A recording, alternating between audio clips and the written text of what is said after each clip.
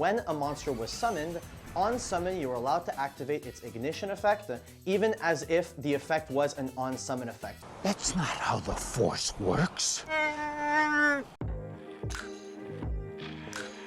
What's good, fam? Thanks for joining me again for another Goat Format video. So for today's video, I'm going to talk to you guys about priority. Now this is something that I'm always seeing people get wrong on Dueling Book, whether I play them face to face. Even when I'm watching other big time YouTubers talk about it, for some reason nobody seems to understand exactly how priority works in all retro formats. Now before I continue, I did put two links in the description below. Both are going to aim you right over to GoatFormat.com, and it's going to explain to you exactly how priority works. Now keep in mind, this is not only the way that it works during Goat Format, but in any format where turn player has priority, meaning most of the retro formats, I think 2011 and back, if I'm not mistaken, this is exactly how priority is going to work for all of those formats. So to get it started, and just so that you guys can understand simply, cards don't get priority. So it's always the turn player that's going to get priority to take the first action. Just like in modern Yu-Gi-Oh, whenever I summon a monster, my opponent is going to have priority to activate their Book of Moon, their Bottomless Trap Hole, Torrential Tribute, or whatever they need to do to get my monster off the field so that I'm not able to use my card's effect. In any retro format where priority is available, it's going to work exactly the same, but the other way around. What's going to happen is when I summon my monster, I'm going to have turn player priority to either activate a quick effect, meaning I can activate my Torrential Tribute, my Book of Moon, just like anybody would in modern Yu-Gi-Oh! But the added on, I guess, to that is that I'm also going to be able to activate ignition effects. So for example, if I was to summon a Blackluster Soldier or a Chaos Sorcerer, I'm going to be able to activate that monster's effect as Chain Link 1 on the chain, and then right after that my opponent can respond with the card effect, and then it'll go back and forth until the chain resolves. Now same thing is going to happen once a chain has resolved. Let's say I summon my Blackluster Soldier and I use my priority to banish your face down monster, then you go ahead and you activate Torrential Tribute. Since Chain Link 2 was Torrential Tribute and Chain Link 1 was Blackluster Soldier, obviously chains resolve backwards. Torrential Tribute's going to resolve, and then Blackluster Soldier is going to resolve his effect, or try to resolve the effect. The monster is not going to be on the field anymore, therefore the monster wouldn't get banished and it'll just be sent to the graveyard by Torrential Tribute. Now at the end of this chain, as turn player, I have priority to take the next action. Whether it be summon a monster, activate a spell card, activate a quick effect, or anything like that, I'm going to have turn priority to activate the following card. Now this is exactly how you're going to treat every single chain once a monster is summoned, except for when a monster has an on summon effect.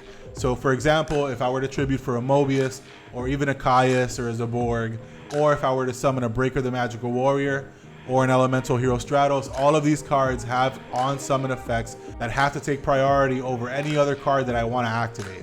So for example, if I'm going to sack for Thestalos or a Zaborg, that card has to be the first card that's on the chain, because that card's effect only happens when the monster's summoned.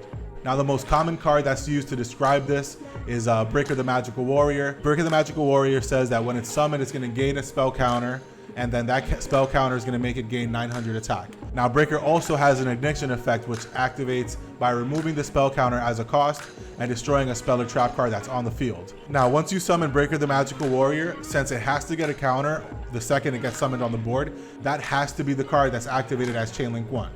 Now remember what I said, priority only allows a turn player to activate their spell speed 2 cards once a monster summon is successful. So this means I won't be able to activate the effect that removes the counter in order to destroy a spell or trap card on the field. And this is because I have to activate its on summon effect to get the counter on the Breaker. Now I wasn't going to add any kind of rulings to this video, but I'm just going to throw this in there because this is the most common card that people have a problem with when they're dealing with priority. Now, when you summon a monster like Thousand Eyes Restrict with Metamorphosis, you still have turn player priority to activate the card Thousand Eyes Restrict. Now, when you activate the card Thousand Eyes Restrict, you're going to target a monster on your opponent's side of the field, and at the end of the chain, you'll be able to take that monster and equip it to your Thousand Eyes Restrict. What happens most of the time is that people try to Book of Moon the monster, or Ring of Destruction, or Regeki Break, or Phoenix Wing Wing Blast the Thousand Eyes Restrict to get it off the field, and people don't understand why the monster still stays on the board. Now, the reason for this is because cards cannot be equipped to a face down card or to a card that's not on the field. So once you activate your Thousand Eyes Restrict as Chain Link 1, once a card like Book of Moon is activated as Chain Link 2, Chainlink 2 Book of Moon is going to put the Thousand Eyes Restrict face down, which is going to cause your opponent's monster to not be able to equip to that Thousand Eyes Restrict. Now that's basically how priority works, but if you made it all the way to the end of this video, I'm gonna let you in on something else that people normally don't talk about, and about 80% of the people that play Go format don't even realize. So once you summon a monster, you're able to activate a quick effect or an ignition effect. So for example, let's say you have a Blackluster soldier that's already on the field, and you go ahead and summon a Sangan or summon a Kaiku the Ghost Destroyer. You have priority as turn player to activate one of your ignition effects as Chainlink 1. So you will be able to use your Chaos Sorcerer's effect, your Blackluster Soldier's effect. We can either go into other formats where if you have a Lone Fire Blossom already on the field and you summon a Dandelion, you will be able to activate your Lone Fire Blossom's ignition effect to tribute your Dandelion that's on the field and try to summon another monster. Now, if your opponent were to activate Torrential Tribute in this response, Torrential Tribute would resolve first, all the monsters would get cleared off the field, but you've already activated your Lone Fire Blossom's effect and tributed for cost. So that would be the last thing to resolve on the chain, and you'll be able to summon a monster without being affected by Torrential Tribute. That's it, guys. I really hope you enjoyed this video by priority. Now, I am doing a series on rulings for retro formats, so if you have any cards that you want me to get to, please let me know in the comments down below. Also, guys, please let me know what you think of this video in the comments down below. I really hope you enjoyed it. Now, everybody, don't forget to subscribe to this channel and like this video. Share this video with your friends. If you want to help support this channel, check out my TCG player link, which is in the description below, or you can check out my merch link, which is also in the description below, and get yourself some dope grinding Go format merch. Now, I'll see you guys in the next one, all right? Peace.